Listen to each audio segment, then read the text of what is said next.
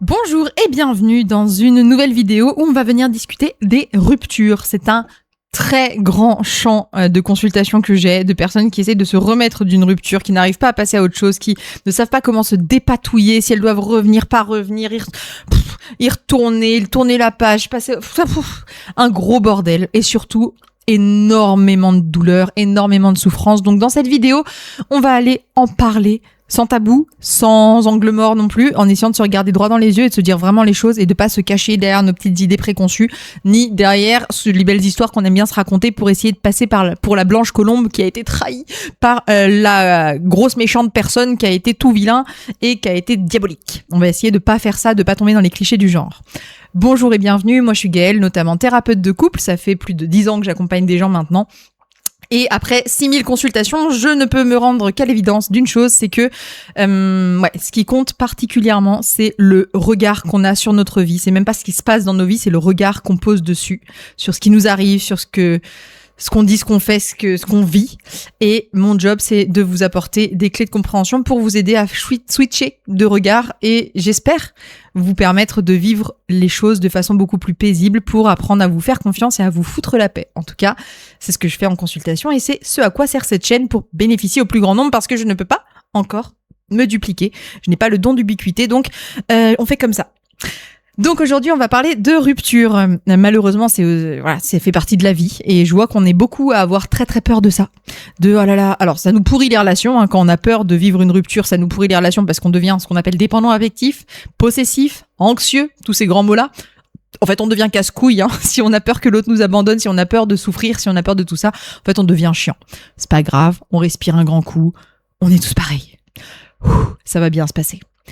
Juste, il faut se rappeler que les ruptures, c'est un passage pas très agréable, mais c'est comme la mort, on n'y coupera pas. Donc, on se détend.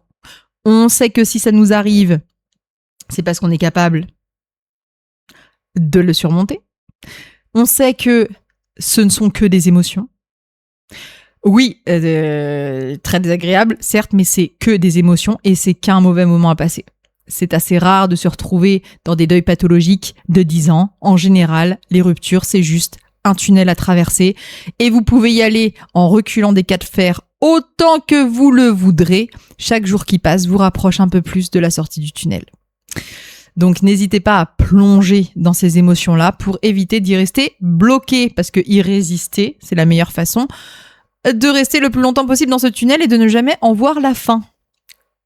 Et ça, c'est un peu couillon parce qu'on n'a qu'une vie et qu'elle n'est pas particulièrement longue. Enfin, on ne sait pas en tout cas quand ça va nous tomber dessus. Donc, autant, sans essayer de prendre des raccourcis, parce qu'il n'y en a pas, autant au moins faire les trucs comme il faut pour ne pas perdre de temps sur le chemin. Donc, on va commencer tout de suite avec un truc que je vois beaucoup en ce moment. Je crois que c'est la génération qui veut ça, la génération réseaux sociaux. Si jamais vous êtes amené à rompre avec quelqu'un, si jamais vous voyez que la relation se périclite, s'il vous plaît, ayez au moins le courage et la décence de prévenir cette personne que vous vous barrez.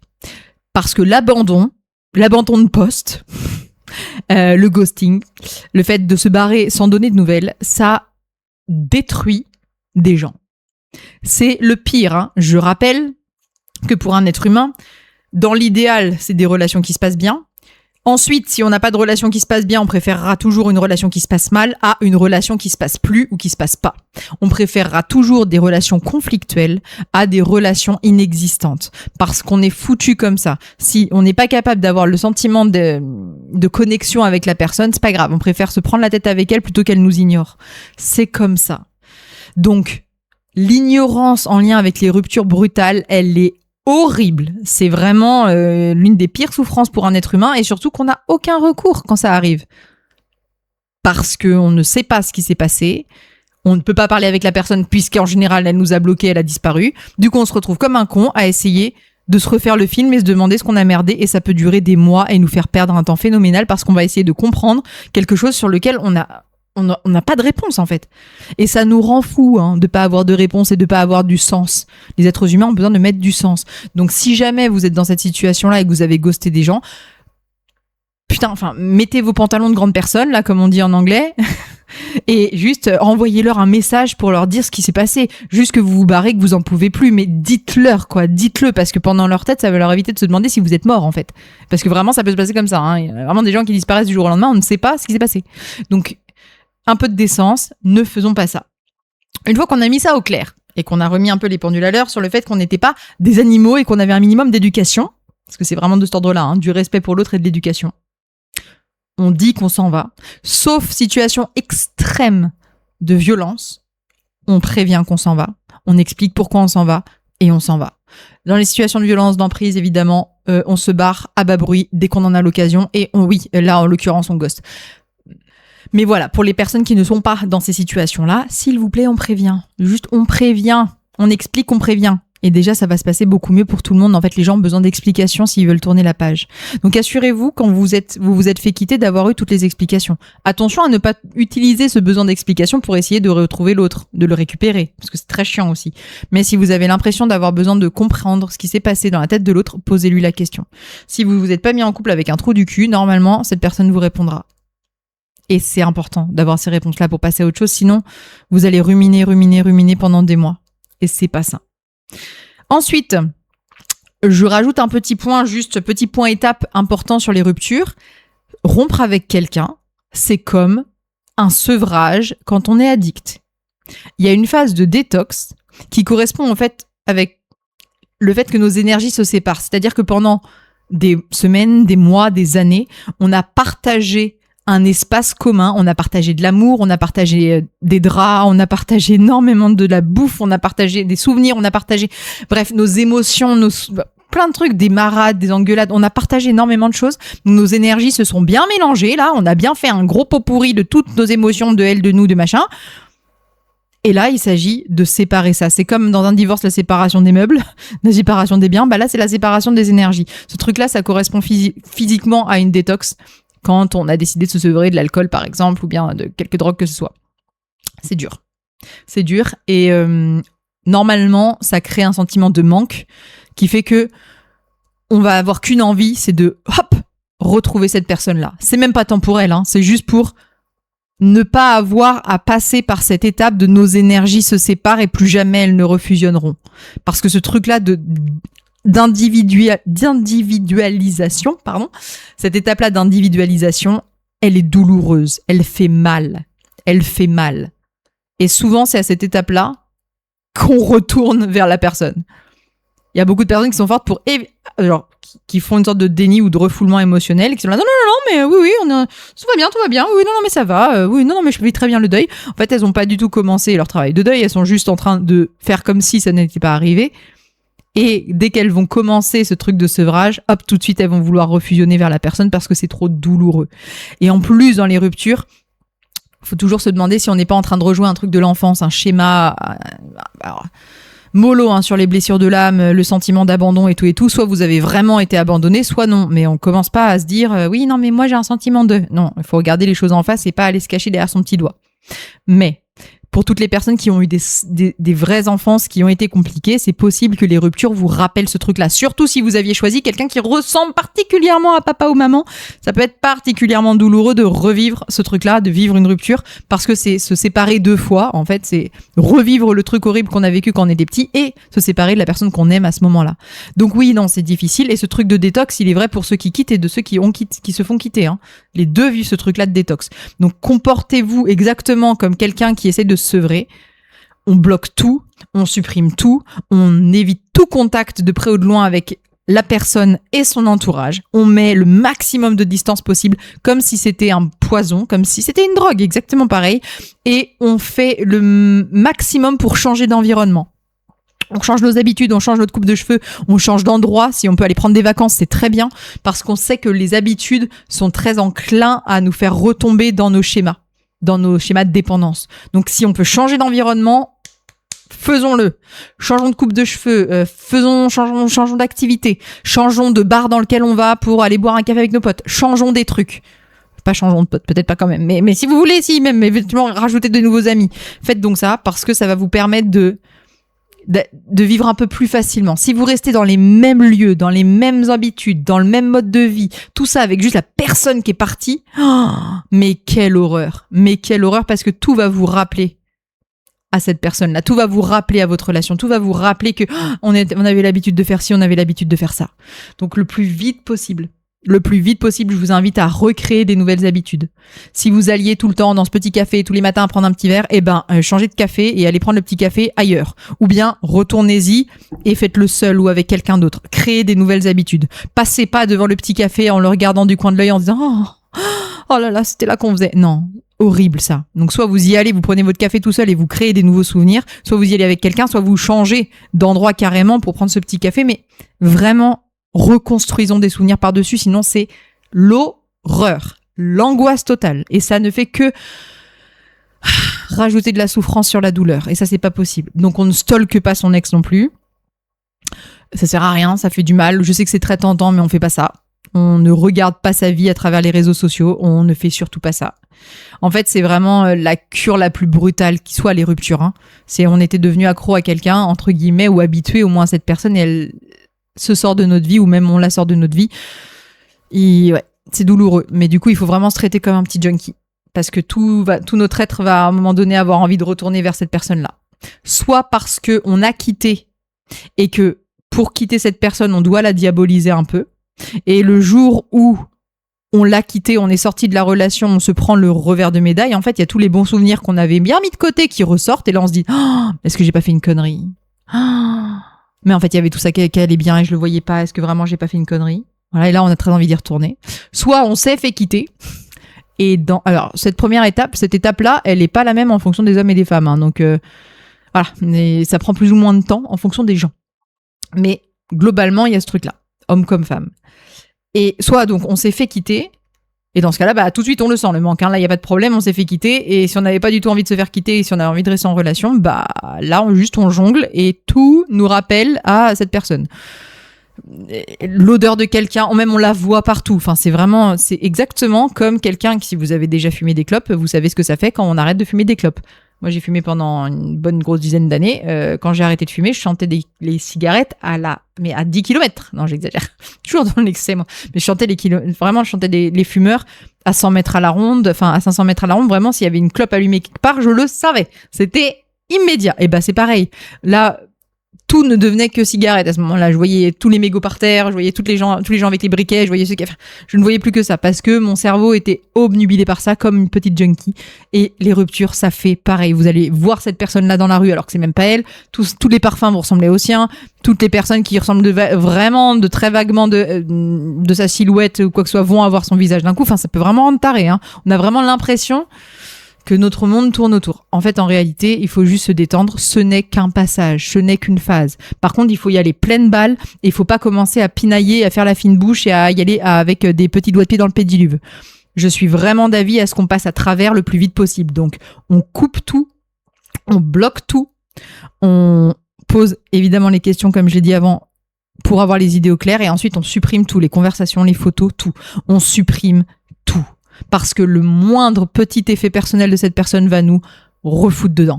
Voire juste le stylo qu'elle a utilisé une fois pour écrire un post-it va nous refoutre dedans. Trouver, je sais pas, sa brosse à cheveux ou sa brosse à dents va nous refoutre dedans. Donc on dégage tout. Sevrage intensif. Et c'est vraiment pas une phase facile. Hein. Mais il faut vraiment en passer par là. Au-delà de ça, c'est les 5 étapes du deuil classique. Hein. Donc déni, pour ceux qui ont envie de passer par le déni. Ensuite, normalement, on a une phase de colère.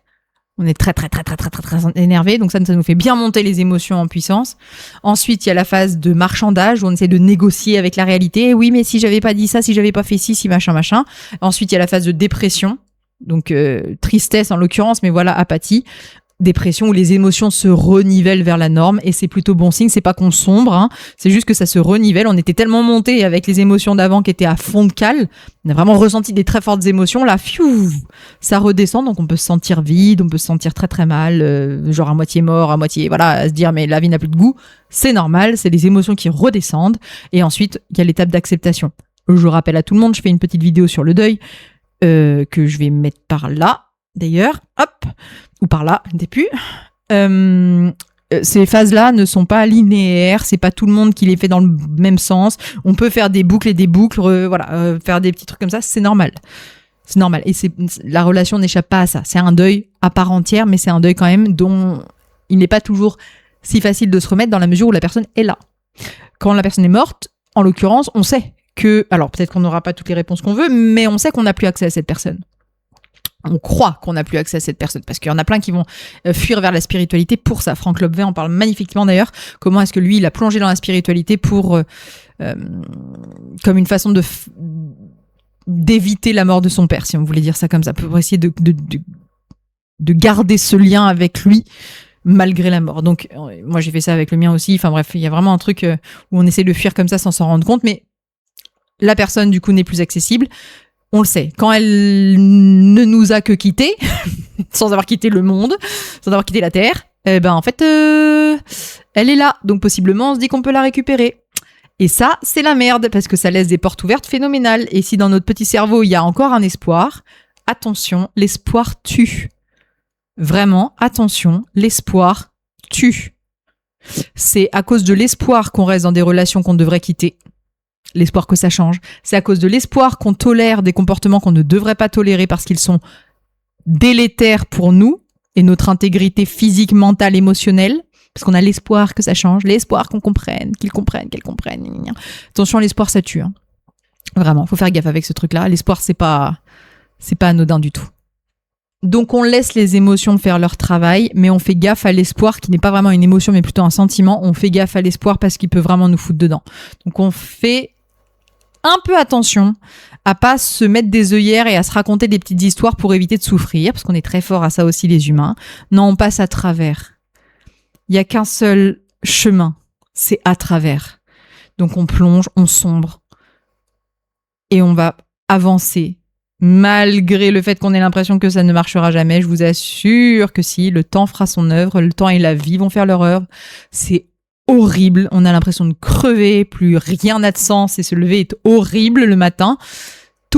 Affronter les gens, leur dire qu'on s'est séparés, tout est une étape insupportable.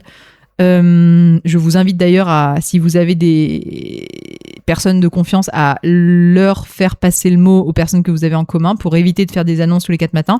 Même si faire des annonces permet de conscientiser, parfois c'est pas toujours très évident.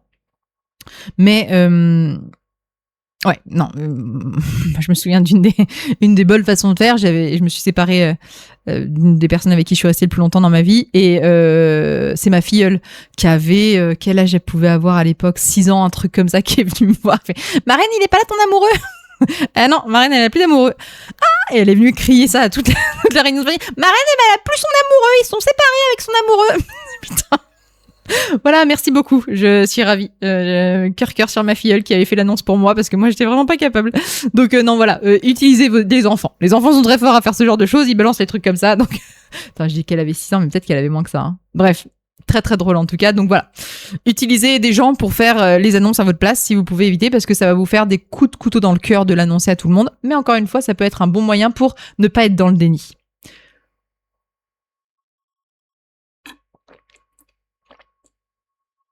Je vous invite aussi à faire attention à une notion qui est le timing. Il y a des moments pour se poser des questions. Il y a des moments pour ne pas s'imposer et souffrir. Il y a des moments pour se remettre en question. Et tout ça ne peut pas arriver au même moment. Vous pouvez pas commencer votre deuil en vous demandant ce que vous avez fait de mal. Parce que si vous faites ça et que vous n'êtes pas accompagné par quelqu'un de bien conscient de ce qui est en train de se passer, pas Robert du PMU, quoi, vraiment un bon accompagnant qui est très au clair sur ce qu'il fait. Si vous n'êtes pas bien accompagné et que vous commencez à vous demander ce que vous avez fait de mal dans une relation, étape que je recommande de faire avant de se mettre en couple avec quelqu'un d'autre, hein, c'est essentiel de se demander ce qu'on a fait de mal dans la relation passée, même quand on a été quitté ou à l'origine de la rupture d'ailleurs. Donc, se demander en début de rupture ce qu'on a fait de mal, c'est chaud. Parce qu'il est très probable que ça vous fasse culpabiliser au point d'y retourner. Alors des fois c'est bien parce qu'effectivement, si vous avez été à l'origine de la rupture, c'est peut-être le moyen de vous rendre compte que vous n'auriez pas dû rompre. Mais si c'est vous qui venez de vous faire quitter, y a moyen que ça vous mette 6 pieds sous terre. Donc, c'est des questions plus importantes qu'il faut se poser à ce moment-là. Pas celles-ci. Celles-ci, vous les prenez à emporter, vous les poserez quand vous serez sorti du ravin. Après le tunnel. Avant de vous remettre avec quelqu'un d'autre. Sinon, c'est pas la peine. Les questions qui sont importantes à se poser, c'est de quoi j'ai besoin aujourd'hui pour me sentir mieux. De quoi j'ai besoin là, tout de suite, maintenant, pour aller un peu moins mal. Qu'est-ce que je pourrais dire, faire, penser, avec qui je pourrais appeler, qu'est-ce que je pourrais manger, qu'est-ce que je pourrais faire pour juste me sentir un peu mieux. Il y a 2 types de profils. Il y a ceux qui plongent profondément dans la douleur et qui se laissent immerger, imbiber par elle pour passer plus vite. Et ceux qui essayent de rester la tête hors de l'eau et qui essayent de barboter comme ça. Bon, on fait comme on peut. Je suis pas en train de dire qu'il faut tous être des nageurs des plongeurs Des plongeurs ? Ouais, pas du tout. Plongiste, pas du tout. Rien à voir. Gros court-circuit intellectuel. On n'est pas tous obligés donc d'être des plongeurs et d'aller faire nos propres investigations et découvertes de ce qui se passe dans notre gouffre des Mariannes. Là, c'est pas l'idée. On n'est pas tous obligés d'aller regarder dans nos abysses, mais faut être au courant que plus on va profond tout de suite, moins ça dure. Donc c'est un peu la technique de est-ce que vous voulez arracher le pansement poil par poil ou est-ce qu'on y va d'un coup ?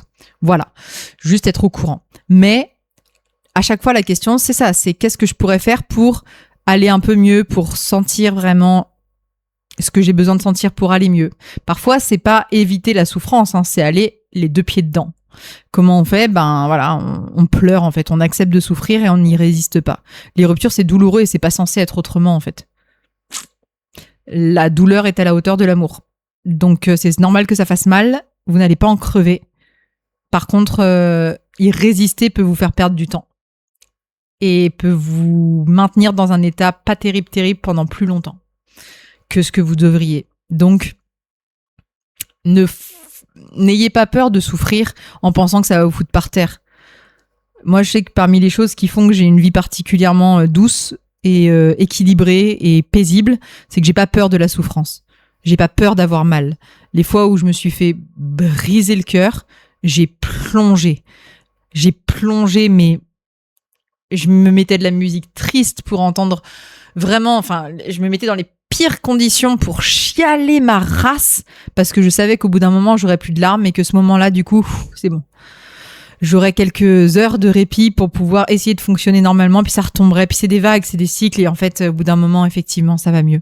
Mais faut pas résister à la souffrance ni résister à la réalité. Attention au déni, attention au marchandage parce qu'en fait, c'est un déni de réalité, c'est-à-dire qu'on refuse d'accepter ce sur quoi on n'a pas la main. On n'a pas la main sur l'autre. Si l'autre a décidé de nous quitter, on n'a pas la main. Et refuser de vivre ce truc-là, refuser qu'il nous ait quittés, ça peut nous faire perdre énormément de temps.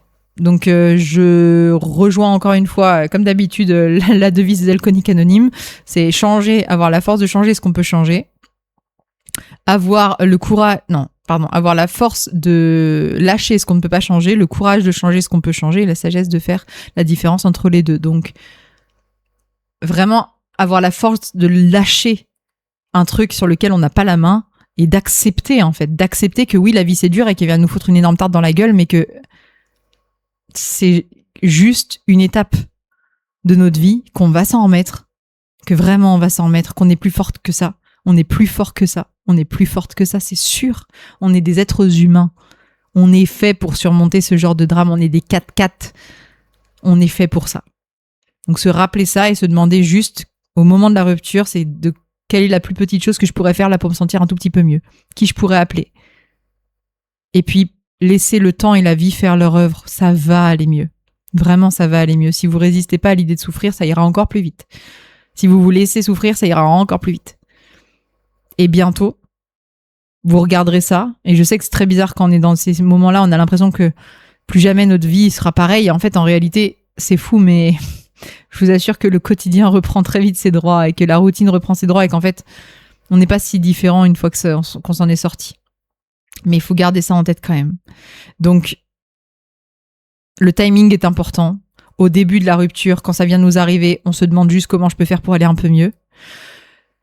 Une fois qu'on est en train de sortir la tête de l'eau et que ça commence à aller un peu mieux et qu'on commence à refonctionner et que ça fait encore un peu mal, mais bon, ça va. Là, il est temps de se demander qu'est-ce que je veux vraiment. Il est temps de se recentrer sur ce qu'on veut dans la vie. Qu'est-ce que je veux pour ma vie ? Quel type de relation je veux ? Commencer à se demander, voilà. Et une fois qu'on est prêt à se remettre en couple, quand on est vraiment à la fin du processus de rupture, de deuil, etc., quand on a fini, Ne pas éviter l'étape de se demander, de regarder dans le rétro et de se dire ok, qu'est-ce que j'avais merdé à ce moment-là. Et c'est pas du tout des étapes qui demandent de près ou de loin de reparler à notre ex. Hein. Pas du tout, du tout. C'est important de se mettre dans cette étape-là, de regarder ce qu'on a merdé, parce que sinon on va emporter avec nous les vestiges du passé et ça va faire du mal à la prochaine personne. Et ça, on n'a pas du tout envie. Donc attention, j'ai pas trop de problème avec la notion de relation pansement. Faut juste être extrêmement au clair sur nos intentions pour ne pas faire souffrir l'autre. Vraiment extrêmement au clair et pas se voiler la face en espérant qu'on y croit alors qu'en fait non. C'est comme ghoster, c'est un truc qu'on fait pas, on est adulte, on sait ce qu'on fait un peu et on est clair sur nos intentions parce que sinon on fait du mal aux autres. Donc soyons honnêtes et francs envers nous-mêmes pour pouvoir être honnêtes et francs envers les autres. Et puis derrière se comporter comme les adultes qu'on a envie de devenir. Et les ruptures, vraiment, c'est comme les deuils, ça fait très mal, mais ça construit une épaisseur de vie phénoménale. Ça rend les gens tellement plus profonds, tellement plus, je sais pas, c'est du vécu quoi, c'est du vécu. Et nous, on voit ça comme un truc horrible, mais en réalité... souvent, c'est plus une délivrance qu'autre chose parce que si la relation s'est arrêtée, c'est qu'elle n'avait pas de raison de continuer. Donc, c'est pas mal de se le rappeler, c'est que parfois, vous avez l'impression qu'on vous a arraché quelqu'un, on vous a arraché quelque chose ou cette personne s'est arrachée à vous. Parfois, c'est la vie qui s'est débrouillée pour vous sortir le cul des ronces parce que vous étiez empêtré jusqu'au cou dans une relation que même vous voyez même pas qu'elle était négative pour vous. Parfois, la vie s'occupe de régler les affaires que vous ne voulez pas régler vous-même parce que vous êtes dans votre petit monde imaginaire. Donc, tout arrive toujours pour une raison. Et très souvent, c'est pour votre bien, même si c'est pas évident sur le moment. Donc, faisons confiance à ça. Je vous dis à très bientôt. Bon courage. Si vous avez besoin d'aide, si vous avez besoin de soutien, surtout faites-vous aider. Hein, c'est des moments de grands cataclysmes émotionnels, donc faites-vous accompagner par des psys, des thérapeutes, enfin bref, des amis, de la famille, des gens compétents. Entourez-vous de personnes qui vous comprennent sans vous juger. Et déjà, ça va vous permettre de vous sentir un peu moins seul. Et d'ailleurs, c'est pas mal hein, pour les personnes qui sont hyper indépendantes et tout. Profitez de ces moments-là pour vous faire accompagner. Ça va vous redonner ce sentiment de clan qui nous manque terriblement, même quand on est hyper indépendant. Voilà, en attendant, je vous dis à très bientôt. Faites-vous confiance, foutez-vous la paix. Et puis, à tous nos petits cœurs brisés, je vous assure qu'un jour, comme le dit magnifiquement mon mari, il y a quelqu'un qui arrive et qui va vous recoller tous les morceaux. Et ce jour-là, vous verrez que ça valait le coup de se faire péter le cœur par tous les autres imbéciles d'avant qui n'avaient pas vu à quel point vous étiez un petit joyau. Je vous assure que ça finit par arriver, donc perdez pas confiance et laissez partir les gens qui n'ont pas vu à quel point vous étiez des petits cristaux. Ceux-là, ils ne méritaient pas déjà d'être dans votre vie, donc merci le ciel, la vie, l'univers de nous en avoir débarrassés quand on n'avait pas la force de le faire. À très bientôt, faites-vous confiance, foutez-vous la paix. Si vous avez besoin, n'hésitez pas, je suis là pour vous. Ciao!